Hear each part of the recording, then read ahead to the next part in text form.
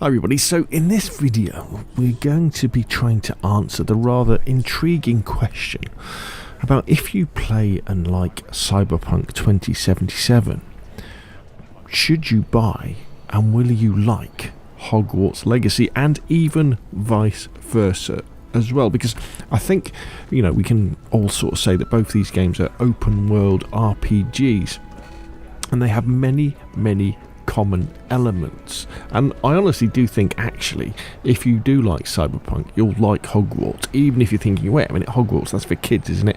And even if you like Hogwarts, obviously, you know, you're over 18, you'll definitely, I think, like Cyberpunk 2077. So what's similar between the two things? Well, they're both large open worlds.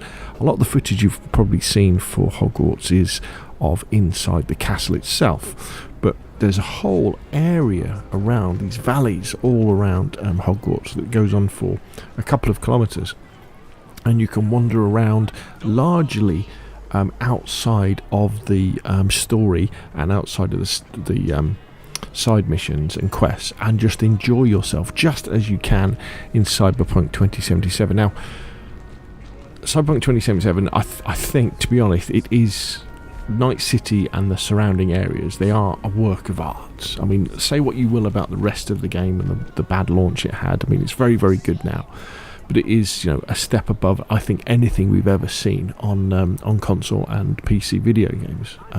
But that sort of feeling you have of walking out into an area, a city, or inside a building, it's very similar between the two games, and I can't wait on PC anyway for the first Hogwarts Legacy first person mod, because I think that will take the immersion and jack it up a whole new level.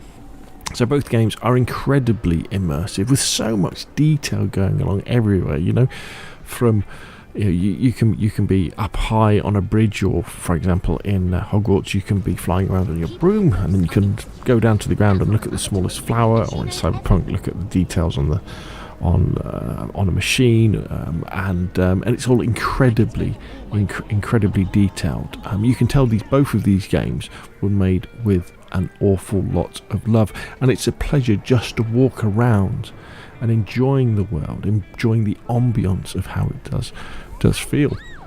A good test, I always think, is, can you just stop your character in the corner and just stand there and just listen and watch the world go by, and is it intriguing? Does it make you want to be there? They've also got different choices of how you want to start. In Cyberpunk you've got the choices of I think Street Kid, Corpo and Nomad, I think, are the ones, and then in Hogwarts you have which house that you want to be in, sort of Hufflepuff, Ravenclaw, Gryffindor, or Slytherin, I think, isn't it? And they will give different parts of the story as you go along. And also, both games have a similar concept when it comes to building your character, or building your traits. So, and this is quite surprising, really, for Hogwarts, because in Hogwarts, you know, you can go in, when you open up the traits tree, you can create, you know, a really stealthy character who goes around and you take enemies by surprise, or you can go around and, you know, with a very powerful wizard who takes characters straight, one-on-one straight away, and fighting lots of people at once, just like you can in Cyberpunk 2077. So different playthroughs that you do, you can go through the game and go through the combat in very different ways. And both games do have a lot of combat, you know. It's not just about the story. In fact, one of the great highlights, I think, of Hogwarts is the wizarding combat. It is very cool indeed. Just like it is in Cyberpunk 2077, where you can shoot with guns, assault rifles, shotguns. You can have the wire thing that you can have, and you can hack people. All very cool indeed. Both games have also got different ways of getting around the map. You can walk, obviously. You can run. In Hogwarts, you can jump on your broom when you've unlocked that, and you'll unlock an animal later on as well. And in Cyberpunk, we've got cars and motorbikes as well. And with mods on PC, you can have flying cars. They both got really interesting main stories.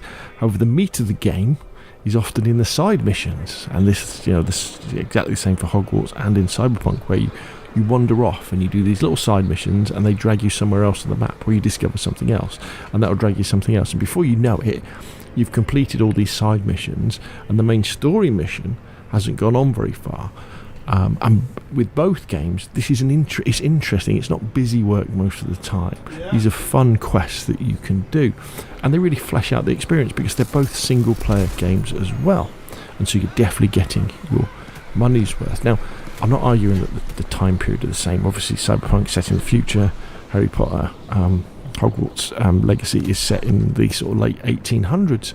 But I think if you've definitely enjoyed one, you should consider exploring the other. Now, at the moment when I'm recording this video in February 2023, obviously Hogwarts is a full-price game, but normally you can pick up Cyberpunk very, very cheap. So when you've worked your way through Legacy, or maybe you're thinking, actually, I just want to put it down for a bit because I've been playing it an awful lot, because that's the problem, I think, with lots of these games, is that you play them an awful lot, and even though they're great, you kind of get a bit burned out.